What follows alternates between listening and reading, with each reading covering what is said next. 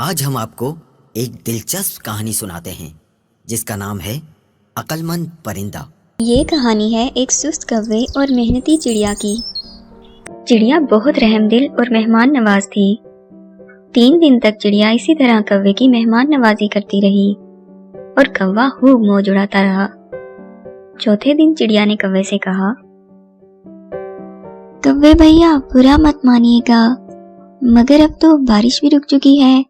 मेरे ख्याल से अब हमें मिलकर आपके घोंसले की मुरम्मत कर लेनी चाहिए। चिड़िया बहना, आज तो मेरी तबीयत बहुत खराब है। मुझसे तो ठीक से चलने फिरने भी नहीं हो रहा, तो अपना घोंसला कैसे ठीक कर सकता हूँ। अरे मुझे माफ कीजिएगा, आप मुझे पहले बता देते तो मैं कभी ऐसी बात ना करती। आप आराम कीजिए।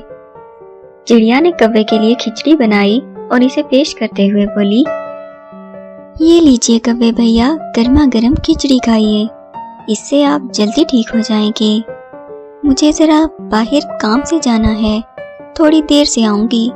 आपको कुछ चाहिए हुआ तो बिना झिझक ले लीजिएगा।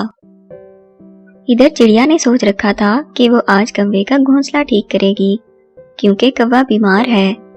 चिड़िया मेहनती थी, इसने खुशी खुशी सारा दिन लगा के कौवे का घोंसला ठीक किया। दूसरी तरफ कौवे ने घर में जो कुछ भी था निकाल के खा दिया और घोड़े बेच के सो गया। चिड़िया रात को थकी हारी घर आई और खाने को कुछ ढूंढने लगी, मगर कौवा तो सब कुछ खा चुका था। वो बेचारी भूखे पेट ही सो गई।